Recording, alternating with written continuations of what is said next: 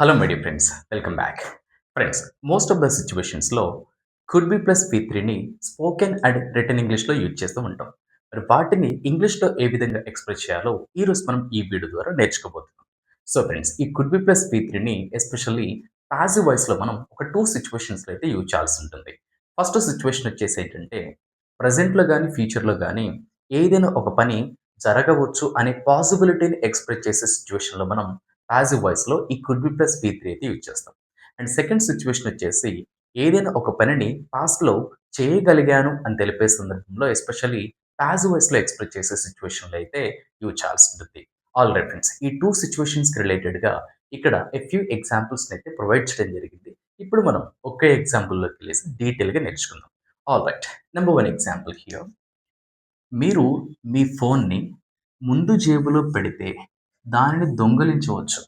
మీరు మీ ఫోన్‌ని ఈ ఫ్రంట్ పాకెట్‌లో పెడితే దానిని దొంగిలించవచ్చు. సో ఫ్రెండ్స్, ఇక్కడ పాజిబిలిటీని ఎక్స్‌ప్రెస్ చేస్తున్నాం. దానిని దొంగిలించవచ్చు. ఇక్కడ దానిని అంటే దేన్ని? మొబైల్ ఫోన్‌ని. అంటే దీన్ని మనం పాసివ్ వాయిస్‌లో అయితే ఎక్స్‌ప్రెస్ చేయాల్సి ఉంటుంది. మరి దీన్ని ఇంగ్లీష్‌లో మీరు మీ ఫోన్‌ని ముందు జేబులో పెడితే, if you keep your phone in your front pocket, if you keep your phone in your front pocket, it could be stolen. It could be stolen. అంటే దానిని దొంగిలించవచ్చు. Second example. వారికి పర్మిషన్ వచ్చింది. వారికి పర్మిషన్ వచ్చింది. అందువల్ల ప్రాజెక్ట్‌ని 2 రోజుల్లో పూర్తి చేయవచ్చు. అందువల్ల ప్రాజెక్ట్‌ని 2 రోజుల్లో పూర్తి చేయవచ్చు. అంటే పాజిబిలిటీని ఎక్స్‌ప్రెస్ చేస్తున్నాం. Either present or future. So friends, ఇక్కడ కూడా వారికి పర్మిషన్ వచ్చింది. They got the not. They got the not. So ఇక్కడ గెట్ ద నాట్ ఇదొక ఇడియోమాటిక్ ఎక్స్‌ప్రెషన్. దీనికి మీనింగ్ ఏంటంటే to get permission. So they got the not. Therefore, the project could be completed in 2 days. The project could be completed in 2 days. అంటే వారికి permission వచ్చింది. They got the not. Therefore అందువల్ల ప్రాజెక్ట్‌ని 2 రోజుల్లో పూర్తి చేయవచ్చు. The project could be completed in 2 days. Third example. అతను ఆ విధంగానే ఆడితే, అతను ఆ విధంగానే ఆడితే అంటే సచ్ ఎ వే అలా ఆడితే అతను టీమ్‌కి కెప్టెన్‌గా ఎంపిక చేయబడవచ్చు. అతని టీమ్‌కి కెప్టెన్‌గా ఎంపిక చేయబడవచ్చు. అంటే ప్రెజెంట్‌లో గాని, ఫ్యూచర్‌లో గాని అతను టీమ్‌కి కెప్టెన్‌గా ఎంపిక చేయబడవచ్చు. లేదా అతనిని టీమ్‌కి కెప్టెన్‌గా ఎంపిక చేయవచ్చు. మరి దీన్ని ఇంగ్లీష్‌లో అతను ఆ విధంగానే ఆడితే, if he plays in such a way, if he plays in such a way or if he plays such a way, he could be selected as a captain for the team. He could be selected as a captain for the team or as the captain for the team. అంటే అతను ఆ విధంగానే ఆడితే అతని టీమ్‌కి కెప్టెన్‌గా ఎంపిక చేయబడవచ్చు. Next example. దర్యాప్తుకి సిస్టమ్‌ని ఉపయోగించవచ్చు. దర్యాప్తుకి సిస్టమ్స్‌ని ఉపయోగించవచ్చు. అంటే సిస్టమ్స్‌ని యూజ్ చేసే పాసిబిలిటీ ఉంది. మరి దీన్ని ఇంగ్లీష్‌లో systems could be used for the investigation. The systems could be used for the investigation. అంటే దర్యాప్తుకి సిస్టమ్స్‌ని ఉపయోగించవచ్చు. Next example. అతనిని రేపు రిమాండ్‌కు పంపవచ్చు. అతనిని రేపు రిమాండ్‌కి పంపవచ్చు. మరి దేన్ని ఇంగ్లీష్‌లో? హి could be sent to remand tomorrow. He could be sent to remand tomorrow. అంటే అతన్ని రేపు రిమాండ్‌కు పంపవచ్చు. సో ఫ్రెండ్స్, ఇలా ఏదైనా ఒక పని పాసిబిలిటీ ప్రెజెంట్ ఆర్ ఫ్యూచర్‌లో జరిగే అవకాశం ఉంది లేదా జరగవచ్చు అని తెలిపే సందర్భంలో ఈ పాసివ్ వాయిస్‌లో మనం కుడ్ బి ప్లస్ వి3 అయితే యూజ్ చేస్తాం. అండ్ సెకండ్ సిట్యుయేషన్ వచ్చేసి ఏంటంటే, ఏదైనా ఒక పనిని చేయగలిగాము అని తెలిపే సందర్భంలో అంటే పాస్ట్ ఎబిలిటీని ఎక్స్‌ప్రెస్ చేసే సిట్యుయేషన్‌లో పాసివ్ వాయిస్‌లో యూజ్ చేయాల్సి ఉంటుంది. ఆల్రైట్. సో ఇక్కడ పాసివ్ వాయిస్ అనేది not much mandatory. Situation base చేసుకొని మనం యూజ్ చేయాల్సి ఉంటుంది. అంటే ఇక్కడ పాసివ్ వాయిస్‌ని ఎస్పెషల్లీ ఎప్పుడు యూజ్ చేస్తాం మనం? When subject is unknown. అంటే సబ్జెక్ట్ ఎవరో మనకు తెలియనప్పుడు యూజ్ చేస్తాం.